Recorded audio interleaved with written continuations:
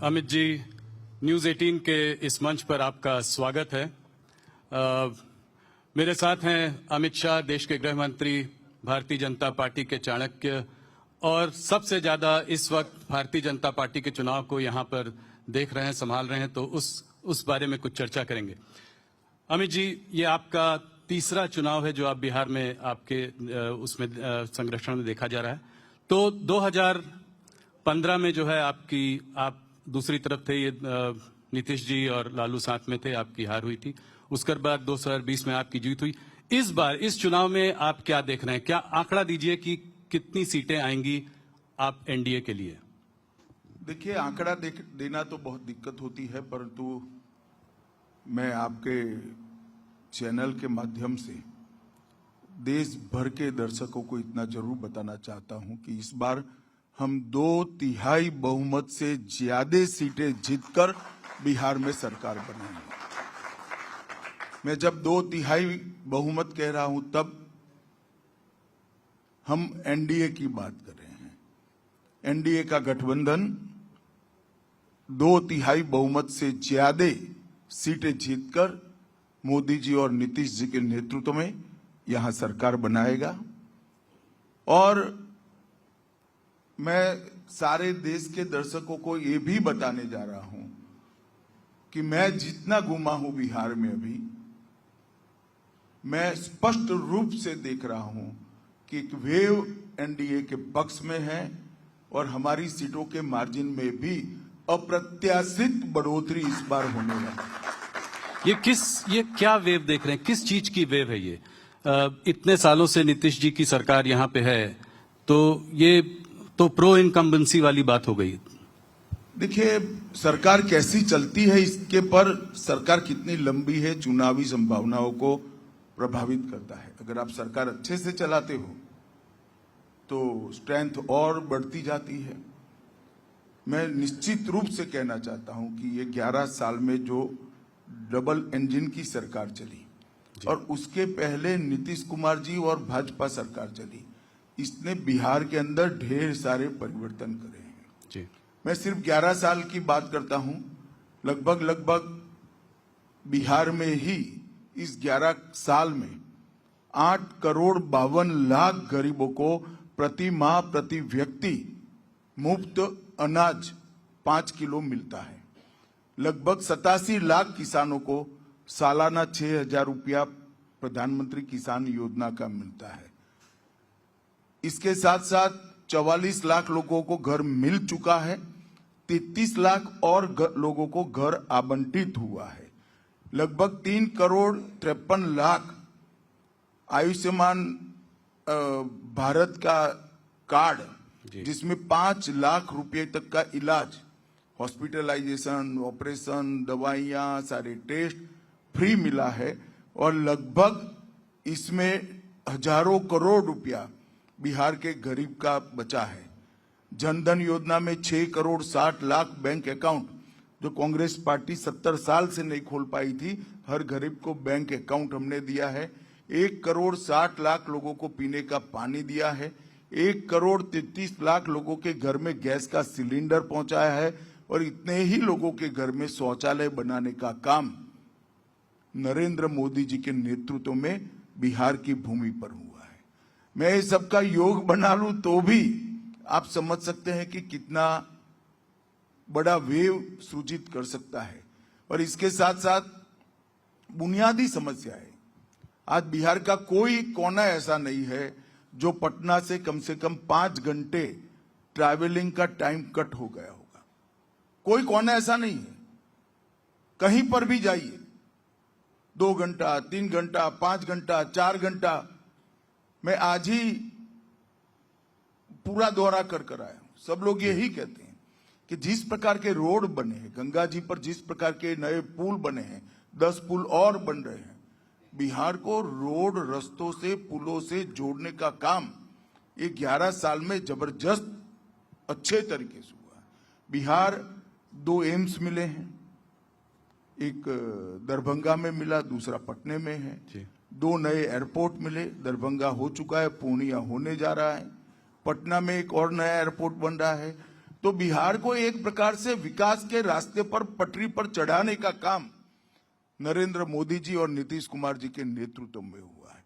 और नीतीश बाबू ने 11 साल के अंदर बिहार को पूर्णतया जंगल राज से मुक्ति दिलाने का काम किया।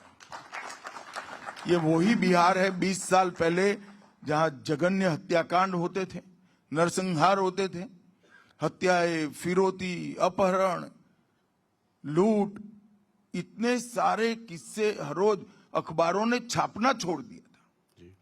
जब तक 5-6 लोगों का हत्या नहीं होता था अखबार छापता ही नहीं था, वरना रोज वही छापना पड़ता। इस प्रकार का माहौल बिहार में कर रखा था। इससे पूरी मुक्ति मिली है। व्यापार फिर से आया है, बरौनी का कारखाना बन चुका है, ढेर सारे इथेनॉल के प्लांट लगे हैं, पेट्रोलियम रिफाइनरी आ रही है, ढेर सारा काम यहाँ पर हो रहा है। 2/3 बहुमत 160 सीटों से ज्यादा, ये बहुत बड़ा नंबर है, बहुत बड़ा आंकड़ा है। अगर आप सरकार वापस बनाते हैं तो मुख्यमंत्री कौन बनेगा? देखिए, आप कंफ्यूजन फैलाने का प्रयास न करो। ये पूरा मामला कहां से शुरू होता है मैं कहता हूं। लालू जी की बहुत मन की इच्छा है कि इनके बेटे एक बार मुख्यमंत्री बन जाए, और सोनिया जी की भी मन की इच्छा है कि उनका बेटा पीएम बन जाए। मैं आज दोनों को कहना चाहता हूं, बिहार में और दिल्ली में कहीं जगह खाली नहीं है। यहां नीतीश बाबू बैठे हैं, वहां मोदी जी बैठे हैं। आपके बेटों के लिए कहीं जगह खाली नहीं है। और हम नीतीश कुमार जी के नेतृत्व में ही चुनाव लड़ रहे हैं। कोई कंफ्यूजन एनडीए गठबंधन में नहीं। तो इसका मतलब वही चुनाव के बाद वही मुख्यमंत्री बनेंगे? मैंने बहुत स्पष्टता से कहा है कि हम उनके नेतृत्व में चुनाव लड़ रहे हैं। डिप्टी सीएम्स कौन बनेंगे? डिप्टी सीएम का जब चर्चा आएगा तब सबके साथ बैठकर नाम तय करेंगे। परिणाम एक बार आ जाए बैठेंगे। हमारे यहाँ इस तरह की झगड़े नहीं होते कि अंतिम दिन किसी को मनाने के लिए डिप्टी सीएम घोषणा करना पड़े, और जिस दिन घोषणा करे इस दिन बहुत बड़ा वोट बैंक नाराज हो जाए। और बहुत कहावतें भी इसके लिए चलने लगी है। परंतु भारतीय जनता पार्टी जो टीम, एनडीए जो टीम तय करेगी, वो टीम बिहार के विकास को समर्पित होगी, मजबूरी से नहीं तय करेगी। एक सवाल और पूछूंगा अमित जी आपसे।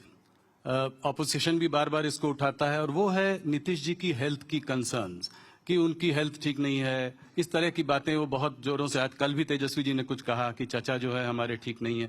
तो इसको आप कैसे देखते हैं? क्या आपको लगता है कि जिस तरह से वो इस तरह की बातें कर रहे हैं, क्या एक सिंपैथी फैक्टर भी इस चुनाव में दिखाई दे रहा है आपको नीतीश जी के फेवर में? देखिए, जहां तक हेल्थ का सवाल है, नीतीश जी मेरे हिसाब से, मेरी जानकारी के हिसाब से रोज 4 सभा कर रहे हैं, सबके बीच में जा रहे हैं। 4 सभा करती है तो मैं भी करता हूँ। 3 मंजिला ऊपर चढ़ना पड़ता है, उतरना पड़ता है जी, और कम से कम 2.5 किलोमीटर 3 किलोमीटर चलोगे तब 4 सभा कर पाओगे। कहाँ हेल्थ का सवाल है? और लालू राबड़ी के हर सवाल का जवाब नीतीश जी दे रहे हैं। परंतु वो भ्रांति खड़ी कर एक छवि खड़ी कर इससे बाहर निकलना चाहते हैं। महागठबंधन में सीट शेयरिंग को लेकर काफी दिनों तक जो है लड़ाई झगड़ा चलता रहा। बहुत देर बाद वो लोग जाकर किसी कंक्लूजन पर आ पाए। उसके बाद जो है ओवैसी जी ने कहा कि जो है 2% वाला डिप्टी सीएम बनेगा, 12% वाला सीएम, और जो 18% वाला है वो दरी बिछाएगा।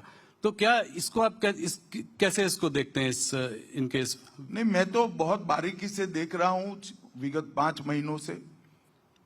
इनके गठबंधन के अंदर कोई मनमेल नहीं है, मजबूरी से बना हुआ गठबंधन है। कोई रूट कर 2 महीने तक आता नहीं है, विदेश चला जाता है। कोई रूट कर प्रेस कॉन्फ्रेंस ज्वाइन करने की ना बोलता है तो उसको डिप्टी सीएम का झुनझुना पकड़ा देते हैं। और सीटों के बंटवारे में भी इतने झगड़े हुए हैं। अंत तक एक लिस्ट ये महागठबंधन नहीं घोषित कर पाया। हमारे गठबंधन ने, एनडीए ने पूरी लिस्ट की सूची एक साथ घोषित कर दी। कहीं पर कोई कंफ्यूजन नहीं। हम एक मुश्त होकर 5 पार्टियां 5 पांडव की तरह लड़ रही हैं, और सामने इतना बड़ा बिखराव है कि जिसकी कल्पना ही नहीं हो सकती।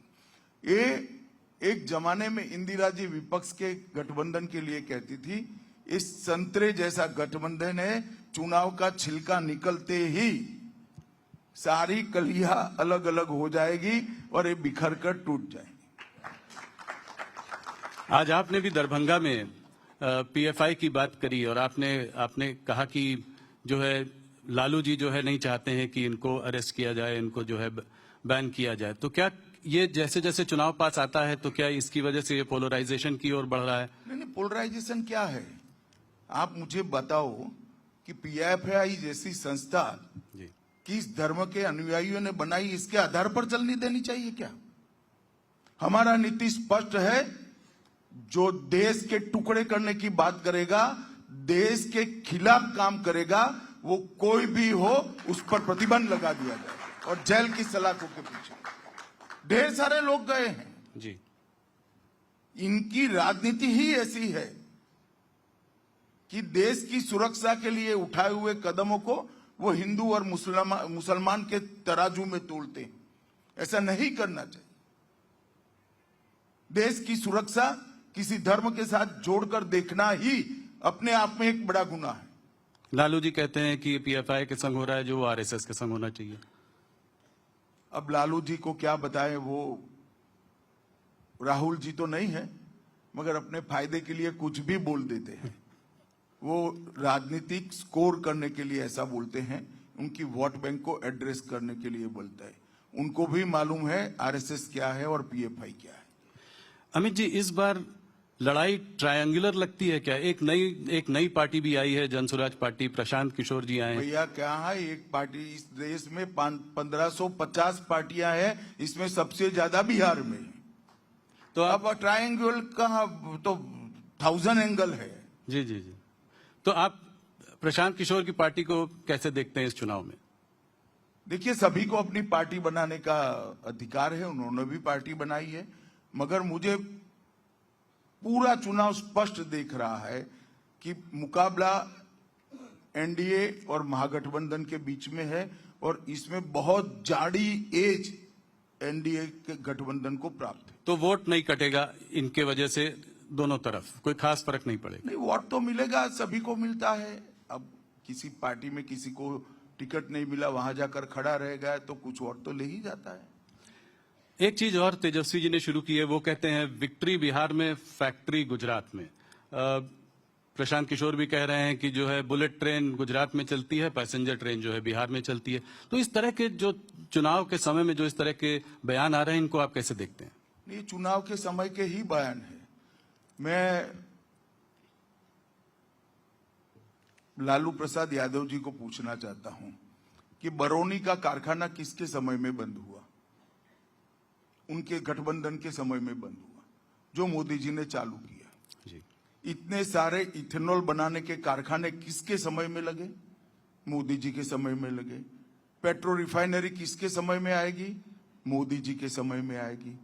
पीएम मित्र पार्क, जिसके अंदर हजारों करोड़ का इन्वेस्टमेंट होगा, टेक्सटाइल पार्क बना, वो किसके समय में बना? मोदी जी के समय में बना। और ये सारा बिहार का इंडस्ट्रियलाइजेशन जो बंद हुआ, वो किसके समय में बंद हुआ? लालू जी के समय में बंद हुआ। कानून और व्यवस्था के चलते बंद हुआ। नीतीश बाबू ने 20 साल तक कानून और व्यवस्था अच्छा सुधारा है। मोदी जी ने पहले इंफ्रास्ट्रक्चर को सुधारा, अब बिजली के कारखाने लग रहे हैं और अब उद्योग भी यहां आ रहा है, आईटी पार्क भी यहां बन रहे हैं और अच्छे एजुकेशनल इंस्टीट्यूट भी यहां बन रहे हैं। जी। राहुल गांधी ने जब यहां पर अपनी यात्रा शुरू की थी तो वोट चोरी यात्रा शुरू की और उसके बाद फिर वो थोड़ा विदेश चले गए और फिर वापस आए। वोट चोरी कितना बड़ा मुद्दा है? क्या आपको लगता है, उनका कहना यह है कि महाराष्ट्र और हरियाणा का चुनाव जो है आपने चोरी कर लिया उनसे, और बिहार में भी अब आप ऐसा ही करने वाले हैं? मेरी तो कई बार समझ में नहीं आता कांग्रेस पार्टी कैसे सोच रही है।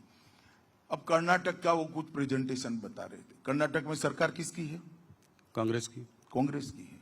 तो क्या उन्होंने भी वोट चोरी करा है? हिमाचल का भी दिखा रहे थे। जहां तक बिहार का सवाल है, वोट चोरी का यात्रा इसलिए निकाला कि यहां से चुनाव आयोग के अभियान के कारण मतदाता सूची से घुसपैठियों को चुन चुन कर बाहर निकाला जा रहा था। मैं बिहार की जनता को पूछना चाहता हूं कि बिहार की मतदाता सूची में घुसपैठियों का स्थान होना चाहिए क्या? हमारा मत तो बहुत स्पष्ट है। देश में किसी भी घुसपैठिए को वोट देने का अधिकार नहीं मिलना चाहिए।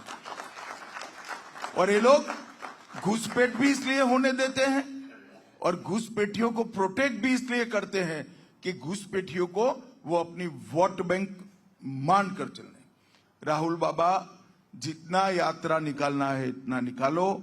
इस देश से घुसपैठियों को एक एक कर चुन चुन कर भारतीय जनता पार्टी की मोदी सरकार बाहर करेगी, ये हमारा संकल्प है। तो इस एसआईआर एक्सरसाइज जो बिहार में हुई उसमें भी काफी घुसपैठिए पकड़े गए, निकाले गए हैं। देखिए, मतदाता सूची से काफी लोग निकाले गए हैं। कौन निकला है? जो अपने नागरिक होने का प्रमाण नहीं दे पाया वो निकला है। जी। तो भारतीय नागरिक होते तो अपना प्रमाण दे ही देते। मुझे या आपको कोई तकलीफ नहीं है जी। हमें जो पूछेंगे हम जवाब देंगे, अपना डॉक्यूमेंट्स देंगे। मगर जो वोट कटे उसमें से सिर्फ 3 ही अपील आया है। अगर अन्याय हुआ है तो अपील होता या नहीं होता? जी। इसका मतलब कि जो कटे हैं वो सच अर्थ में भारतीय नागरिक नहीं थे, उनके ही नाम कटे। अब जैसे जैसे चुनाव पास आता जा रहा है पर्सनल अटैक बढ़ने शुरू हो गए हैं। अभी राहुल जी ने आज कुछ मोदी जी के बारे में कहा है कि वोटों के लिए मोदी जी कुछ भी करेंगे। अगर आप बोलोगे तो स्टेज में नाचकर भी दिखाएंगे। हमारे संग बघेल जी यहाँ आज दिन में जुड़े हुए थे। बघेल जी ने कहा मोदी जी किसी भी स्तर तक जा सकते हैं वोटों के लिए। क्या कहना चाहेंगे? देखिए, तो अब राहुल जी का सवाल है, इनका स्तर कितना नीचे उनको गिराना है। मगर राहुल जी चुनाव में मोदी जी का विरोध करते करते, मोदी जी को अपमानित करते करते छठ मैया का अपमान कर बैठे हैं, वो उनको मालूम नहीं है। आज कुछ बोला है उन्होंने। जी। पूरे देश में छठ के पर्व के दिन छठ मैया का पूरा देश मन से प्रार्थना भी करता है, अर्घ्य भी देता है और उसका प्रसाद भी ग्रहण करता है। अगर मोदी जी छठ के त्योहार का सम्मान करते हैं और उनको वो नौटंकी दिखता है तो राहुल जी मोदी जी का अपमान नहीं कर रहे हैं। राहुल जी ने छठ मैया के सारे भक्तों का अपमान किया है, बिहार और पूरे पूर्वांचलियों का अपमान किया है। और मैं मानता हूं इस चुनाव में बिहार चुनाव में उनको इसका बहुत बड़ा खामियाजा भुगतना पड़ेगा। और दूसरी बात, ये कोई पहली बार मोदी जी का अपमान नहीं कर रहे हैं। ढेर सारे, मैं तो रिपीट भी नहीं कर सकता, कितनी बातें स्तर गिराकर कांग्रेस पार्टी ने मोदी जी के लिए की है। इनकी माताजी तक को अपमानित करने का प्रयास किया है। परंतु जितनी बार कांग्रेस ने मोदी जी का अपमान करने के लिए स्तर गिराकर बात करी है, हर बार वो स्तर गिरे हुए कीचड़ में से कमल बहुत अच्छे तरीके से खिलकर बाहर आया है। मुझे पूरा विश्वास है बिहार के इस चुनाव में छठ मैया का अपमान और नरेंद्र मोदी जी का अपमान दोनों को बिहार के मतदाता भूलेंगे नहीं। मतदान के दिन 6 तारीख और 11 तारीख दोनों दिन यूपीए गठबंधन को इसका खामियाजा भुगतना पड़ेगा। जैसे ही महागठबंधन में तेजस्वी जी मुख्यमंत्री चेहरे के रूप में सामने आए, उधर लारा घोटाला के भाई कहां पर बनना कहां है? नहीं, मतलब उन्होंने तो अपना कैंडिडेट वो घोषित तो किया सबको है। आपको भी बना सकते हैं, मगर ना बहुमत मिल रहा है ना मुख्यमंत्री बनाना है। नहीं, उनका ख्याली पुलाव पका रहे हैं भाई। उनका कहना यह है कि जैसे ही उनका नाम घोषित हुआ वैसे ही लारा घोटाला के चक्कर में दिल्ली में जो है कार्यवाही शुरू हो गई है। उसको कहते हैं ये कि ये विच हंटिंग है। इसको आप कैसे देखते हैं? देखिए, आपको थोड़ा स्टडी करना चाहिए वो केस का। वो बहुत पुराना एफआईआर है और कार्यवाही शुरू नहीं हुई। कार्यवाही कब की चल रही है? कानूनी कार्यवाही में, क्रिमिनल जस्टिस सिस्टम में एक स्टेज आता है जब चार्ज फ्रेम किया जाता है, और कब के चार्ज फ्रेम के खिलाफ ये स्टे लेकर बैठे थे, इसलिए सेशन कोर्ट चार्ज फ्रेम नहीं कर पाता था। अब स्टे उठ गया, इसलिए चार्ज फ्रेम हो गया। वो कोइंसिडेंट है, और उनके खिलाफ तो इतने केस है। आज भी लालू जी सजायाफ्ता व्यक्ति है, बेल पर है। कहां नया केस रजिस्टर करने की जरूरत है? ढेर सारे केस हैं। वक्फ कानून भी अब इस समय चुनाव के माहौल में उछल रहा है। तेजस्वी जी ने, कांग्रेस ने, सबने कहा है कि पावर में आते ही जो है इसको हम डस्टबिन में डाल देंगे। क्या ना वो संविधान समझते हैं, ना कानून समझते हैं। मैं इसकी डेप्थ में जाना नहीं चाहता, परंतु मैं बिहार की जनता और देश की जनता को जरूर कहना चाहता हूं, जब तक भारतीय जनता पार्टी का एक भी सांसद संसद में है, वक्फ कानून के सुधार को आंच नहीं आएगी। वो भारतीय जनता पार्टी का वादा है। एक और जो ऑपोजिशन बात करता है बार बार, वो करता है महंगाई की, बेरोजगारी की और पलायन की। कहता है कि यहाँ इतने सारे ग्रेजुएट्स हैं जिनको नौकरी नहीं मिलती, बिहार से लोगों को बाहर जाना पड़ता है नौकरी करने के लिए, और बेरोजगारी बढ़ती जा रही है। इसको आप कैसे देखते हैं? देखिए, सिर्फ नौकरी अकेला मुद्दा नहीं था। बिहार के अंदर गांव में शुद्ध पीने का पानी नहीं मिलता था, घरों में बिजली नहीं मिलती थी। मैंने भी बिहार में देखा है कि चार्जर के लिए वो छोटे इन्वर्टर कहते हैं ना, वो लेकर दुकानें लगती थी फोन चार्ज करने के लिए। आज बिहार में 24 घंटा बिजली मिलता है, हर घर में पानी भी पहुंचा है, हर घर में शौचालय पहुंचा है, और इंफ्रास्ट्रक्चर बनने के बाद, बिजली के कारखाने लगने के बाद ढेर सारा इन्वेस्टमेंट भी आया है। और आगे ये जो नींव पड़ी है, ये नींव पर बड़ी इमारत बनने जा रही है, और वो केवल और केवल नीतीश जी और मोदी जी ही कर सकते हैं। लालू जी ने तो हरे भरे बिहार को बर्बाद करने का काम किया था जंगल राज के माध्यम से। अमित जी, आप ये शराबबंदी को कैसे देखते हैं? इस चुनाव में ये भी एक मुद्दा बनकर आगे आया है। ऑपोजिशन पार्टीज ने जो है कहा है, तेजस्वी जी ने कहा है कि जब वो आएंगे तो टौड़ी पर जो है वो बैन उठा देंगे, और एक आध पार्टियों ने और भी कहा है कि जैसे ही पावर में आएंगे घंटे भर में शराबबंदी का बैन जो है उठा देंगे। इसको आप कैसे देखते हैं?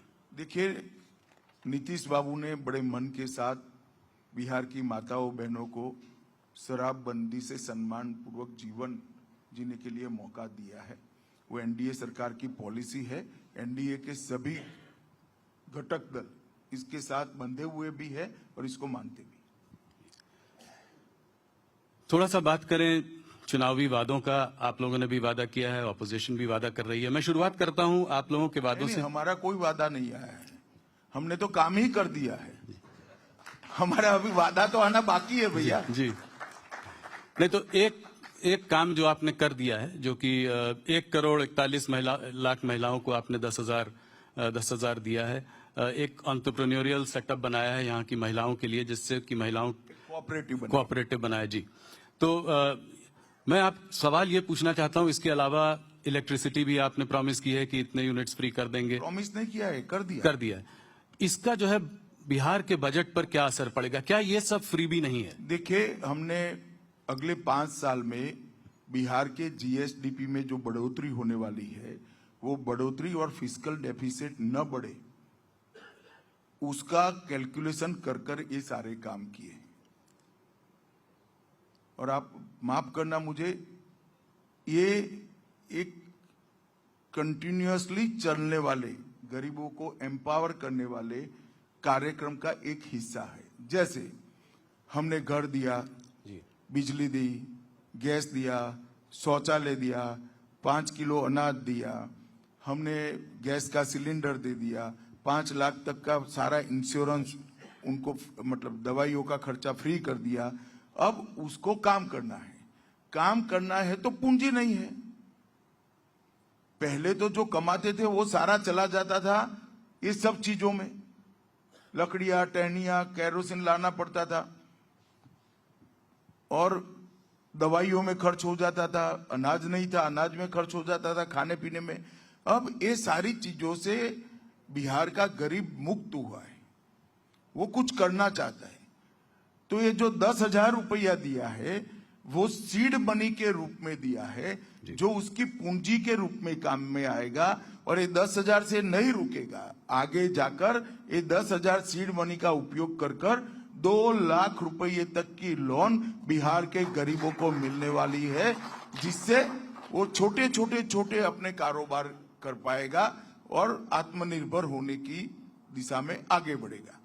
एक और इतनी बड़ी संख्या में जो गरीब है उनको 2 लाख रुपए का लोन देकर छोटे कारोबारों में एंगेज करना, उनको आत्मनिर्भर बनाना, और दूसरी ओर इतना बड़ा इंफ्रास्ट्रक्चर का निर्माण कर रोजगारी जनरेट करना, और इंफ्रास्ट्रक्चर का निर्माण करने के बाद, बिजली बनाने के बाद जो कल कारखाने आएंगे उसमें भी रोजगारी का निर्मित होगा। तो ये वैज्ञानिक तरीके से एक बनाया हुआ कार्यक्रम है। इसको बदनाम करने के लिए ना मीडिया ने ना ऑपोजिशन ने आइसोलेशन में एक चीज को उठाकर नहीं देखना चाहिए। तेजस्वी जी कह रहे हैं कि अगर उनकी सरकार बनी तो हर बिहार के घर में एक सरकारी नौकरी देंगे। क्या ये संभव है? क्या ये हो सकता है? आप मानते हो क्या? नहीं, मैं तो आंकड़ों पर जाना चाह रहा था कि अभी सिर्फ 25-26 लाख नौकरियां हैं और करीब कम से कम 3 करोड़ परिवारों को नौकरी। इतने सारे व्हाट्सएप घूम गए जी कि 2 करोड़ 80 लाख परिवार 20 लाख नौकरी दे चुके हैं। 2 करोड़ 60 लाख नौकरी गुना 40,000, 12 लाख करोड़ रुपया चाहिए। बिहार के बजट से 3 गुना पैसा चाहिए जी। अब वो तो मानते हैं कि वो जो बोलते हैं सब लोग मान लेते हैं, मगर बिहार के युवा को वो अंडर एस्टिमेट कर रहे हैं।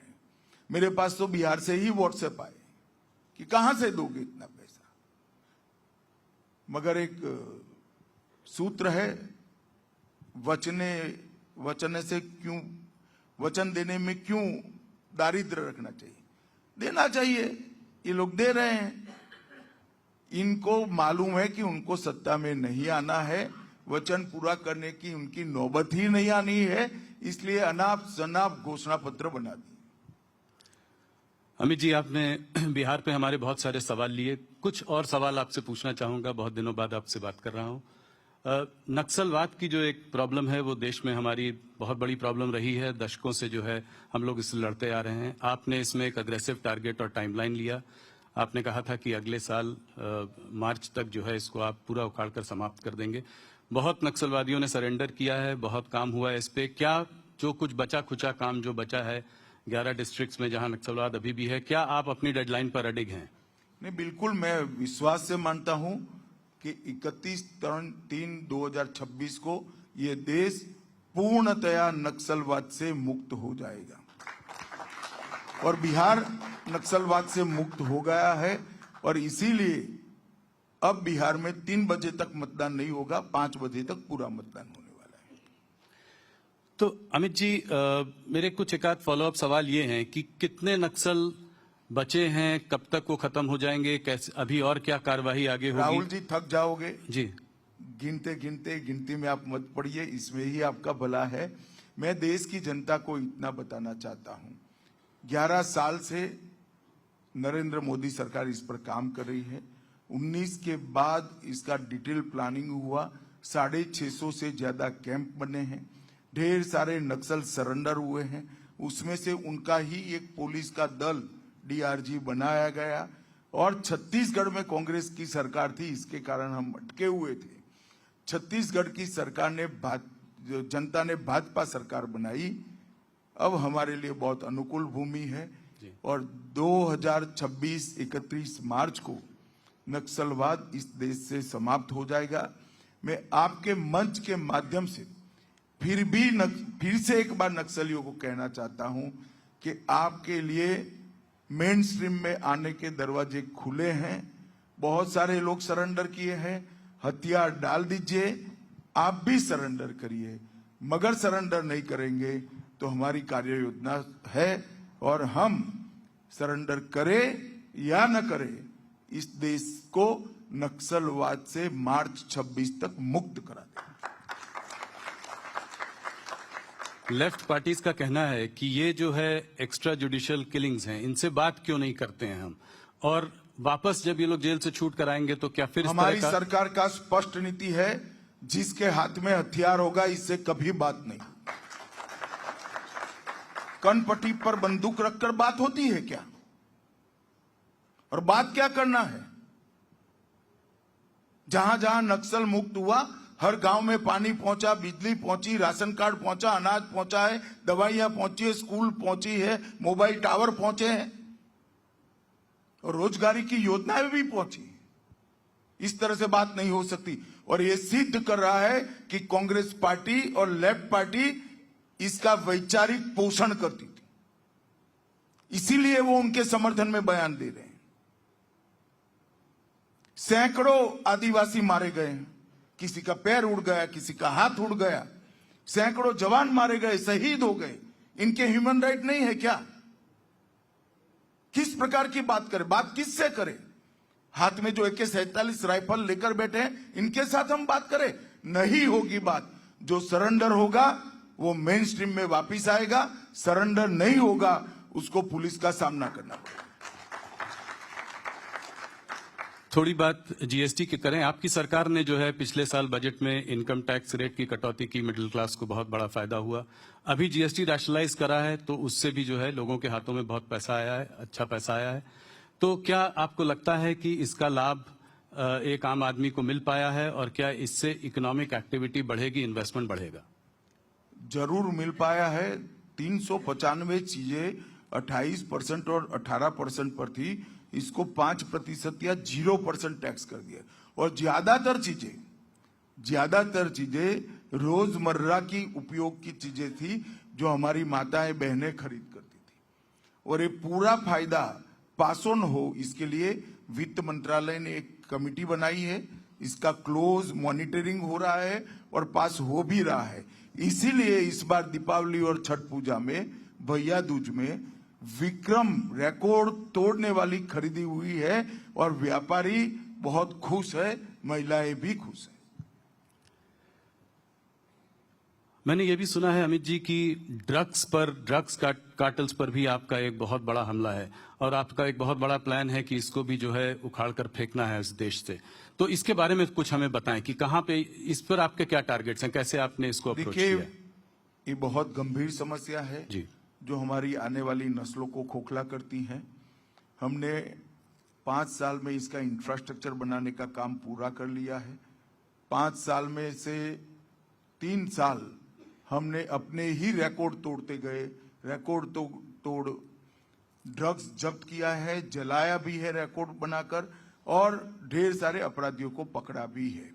अब पूरे भारत के सभी राज्यों की पुलिस और सेंट्रल एजेंसियां मिलकर इनकी कार्टेल की बड़ी मछलियों को घेरने के लिए कार्य योजना बनाई है। और मैं आशा करता हूं कि 2-3 साल के अंदर ड्रग के सिनेरियो में भारत में ड्रास्टिक गिरावट आएगी और बहुत अच्छी सफलता हमारे देश की सभी राज्यों की पुलिस को मिलेगी। सब लोग एक साथ एक मुश्त होकर ड्रग के दूषण के सामने जंग लड़ रहे हैं। एक सवाल एसआईआर के बारे में मैंने आपसे पूछा था, एक बड़े पर्सपेक्टिव पे ये जानना चाह रहा था कि अभी जो है इलेक्शन कमीशन ने अनाउंस किया है कि 12 स्टेट्स और यूनियन टेरिटरीज में ये एक्सरसाइज करेगी। काफी सारी स्टेट्स हैं, वेस्ट बंगाल, तमिलनाडु, वो कह रही हैं कि कोई भी हालत में हम इसको करने नहीं देंगे। तो ये संभव हो पाएगा क्या इनके इतने स्ट्रांग रेजिस्टेंस? देखिए, तो चुनाव आयोग को देखना है, हमें नहीं करना है। मगर हमारी पार्टी का, पूरे एनडीए का चुनाव आयोग को एसआईआर के लिए समर्थन है। और एसआईआर कोई पहली बार नहीं हुआ है, 1955 से लेकर 2004 तक हुआ है एसआईआर। कांग्रेस के समय में भी कई बार एसआईआर हुआ है।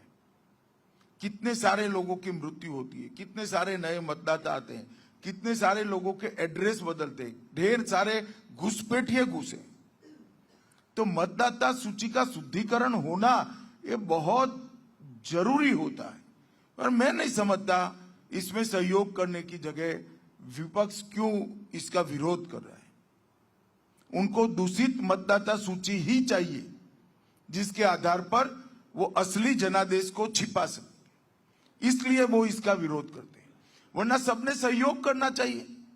हर बूथ में हर पार्टी को अपना एजेंट बनाने की छुट्टी दी है चुनाव आयोग ने। हर स्तर पर सुनवाई की प्रोविजन रखा है, सुप्रीम कोर्ट तक गए, सुप्रीम कोर्ट ने भी इसको अप्रूव करा। अब क्या आपत्ति है, मैं तो समझ नहीं सकता। केवल घुसपैठियों को बचाने के लिए विशेषकर बंगाल और बंगाल की मुख्यमंत्री एसआईआर का विरोध कर रही है। भारतीय जनता पार्टी एसआईआर की एक्सरसाइज के साथ, एनडीए एसआईआर की एक्सरसाइज के साथ एक मुश्त होकर चुनाव आयोग के समर्थन में। आपने बंगाल की बात छेड़ी तो बंगाल पे सवाल पूछूंगा, उसका भी चुनाव आने वाला है अगले साल। इस बार भारतीय जनता पार्टी की क्या रणनीति रहेगी? आपने 2019 में 41% वोट शेयर लाए थे, अच्छी सफलता मिली थी लोकसभा चुनाव में। उसके बावजूद आप जो है वहां पे स्टेट इलेक्शन नहीं जीत पाए पिछली बार। अच्छी सीटें आई, 77 सीटों तक आप गए। अगले बार रणनीति क्या होगी? क्या आपको उम्मीद है कि सरकार पश्चिम बंगाल में आपकी बनेगी? आप चुनाव को इस तरह से नहीं देख सकते। आपने बड़े सरलता से कि स्टेट इलेक्शन नहीं जीत पाए, मगर स्टेट इलेक्शन में क्या हुआ? भारतीय जनता पार्टी की 4 सीटें थी, 77 हो गई। 100 साल से भी पुरानी और आधी सदी जिन्होंने बंगाल पर राज किया वो कांग्रेस पार्टी की 0 सीट। 25 साल तक जो जिन कम्युनिस्टों ने राज किया है उसकी बंगाल में 0 सीट। तो भारतीय जनता पार्टी ने अपनी जमीन प्राप्त कर ली है, एक नींव बनी है और ये नींव पर आगे बड़ी इमारत बनेगी। इस बार बंगाल चुनाव निश्चित रूप से भारतीय जनता पार्टी जीतने जा रही है, इसका मुझे पूरा विश्वास। किसी चेहरे को आगे करके लड़ेंगे कि जैसे पहले मोदी जी को चेहरा मानकर लड़ रहे थे वैसे ही लड़ेंगे बंगाल में? नहीं, वो तो बंगाल यूनिट को तय करना है, अभी बैठे भी नहीं है जी। सभी लोग बिहार में लगे हैं, जब चुनाव आएगा तब तय करेंगे। थोड़ा बात तमिलनाडु की करना चाहता हूं, वहां पर आपका एआईडीएमके के संग गठबंधन है इस बार। क्या कुछ बात विवेक जी से भी हो रही है इस वक्त भारतीय जनता पार्टी की? ऐसी कुछ अटकलें हैं तो मैंने सोचा आपसे सीधे पूछूं। देखिए, जो भी फैसला हम करेंगे एनडीए के सभी घटक दल साथ में बैठकर करेंगे, ये बात निश्चित है। हम एनडीए को बड़ा करना चाहते हैं। तो आप डिनाई नहीं कर रहे हैं कि इससे बातचीत हो सकता है, चल भी रही हो? मैंने ये भी नहीं कहा कि बातचीत हो रही है, मैंने ये कहा है जो फैसला करेंगे वो एनडीए के घटक दल साथ में बैठकर करेंगे। कुछ जगहों पे ये भी खबर है कि कांग्रेस भी उनसे बात करने की कोशिश कर रही है। सभी लोग कर सकते हैं, इसमें क्या है। केरल पे एक सवाल मेरा, आपने कहा था कि 25% सीट जो है लोकल बॉडी इलेक्शंस में आपको इस बार जीतने की उम्मीद है, तो वहां पे भी स्टेट इलेक्शन है। स्टेट इलेक्शन में आपको कितनी सीटें जीतने की उम्मीद है? 140 सीटें। अभी क्या वहां पर है, भी आपका कोई गेम अभी है? देर है, मगर इस पंचायत चुनाव में, म्युनिसिपैलिटी और म्युनिसिपल कॉर्पोरेशन के चुनाव में भारतीय जनता पार्टी 25% वोट प्राप्त करेगी और हम अच्छी खासी संख्या में सीटें भी जीत कर लाएंगे। अमित जी, एक आध दो और सवाल आखिरी में। एक सवाल जो मैं आपसे पहले भी पूछ चुका हूं पर आज फिर पूछना चाहूंगा, भारतीय जनता पार्टी अपना नया अध्यक्ष कब घोषित करेगी? अब तो बिहार के चुनाव के बाद ही होगा, पर उसके बाद हो जाएगा, काफी दिन से प्रायोरिटी में हो जाएगा बिहार चुनाव के बाद। जाते जाते एक आखिरी सवाल, आप खादी पहनते हैं, खादी मैंने पढ़ा भी है, आपसे बात भी की है इस बारे में। इसके पीछे क्या, कब ये शुरू हुआ, इसके पीछे क्या कहानी है? देखिए, मेरी माताजी, उन्होंने मुझे खादी पहनने के लिए प्रेरित किया था और उस वक्त तो ज्यादा समझ नहीं थी जब मैंने खादी पहनना शुरू किया था, मगर आज मैं देख रहा हूं खादी का विचार आज भी इतना प्रासंगिक है जितना 1920 में हुआ करता था। अगर मेरे खादी पहनने से एक गरीब के घर को रोजी रोटी मिलती है, एक गरीब महिला को रोजी रोटी मिलता है, तो इससे ज्यादा पवित्र कपड़ा और कोई नहीं है। और मैं तो देश भर के सभी परिवारों को कहता हूं, घर में कई सारी ऐसी चीजें होती है, पिलो कवर होते हैं, चद्दरें होती हैं, बदन लुचने के तौलिए होते हैं, कई सारी ऐसी चीजें होती है जो खादी का हम उपयोग कर सकते हैं। और खादी ग्राम उद्योग में तो अब ढेर सारी खाने पीने की चीजें भी उपलब्ध है। खादी को बढ़ाइए। खादी हमारे देश के लिए, हमारे देश के गरीबों के लिए रोजगार का बहुत बड़ा साधन है और आत्मनिर्भरता और स्वदेशी दोनों खादी से ही मजबूत होता है। और मोदी जी ने खादी को बल दिया है और खादी के टर्नओवर में सैकड़ों गुना बढ़ोतरी करने का काम भारतीय जनता पार्टी की नरेंद्र मोदी सरकार ने किया है, एनडीए सरकार ने किया है। अच्छा ही हुआ आपने पूछ लिया, जिससे मैं अपील कर पाऊंगा। और युवाओं को विशेषकर मैं कहना चाहता हूं कि एक बार आप खादी पहनकर देखिए, गरीब के साथ आपका मन अपने आप जुड़ जाएगा, इसके दर्द को आप महसूस कर पाएंगे। अमित जी, आपका बहुत बहुत धन्यवाद हमारे संग बिहार में जुड़ने के लिए। न्यूज 18 बिहार यहाँ का लोकप्रिय और बहुत बड़ा चैनल है, हमारा 80% शेयर है और बाकी पूरे देश में हमारे नेशनल चैनल्स के थ्रू आप आज देखे गए हैं। शानदार जोरदार स्वागत करिए। बहुत बहुत धन्यवाद। धन्यवाद। आपको चुनाव के लिए शुभकामनाएं। धन्यवाद।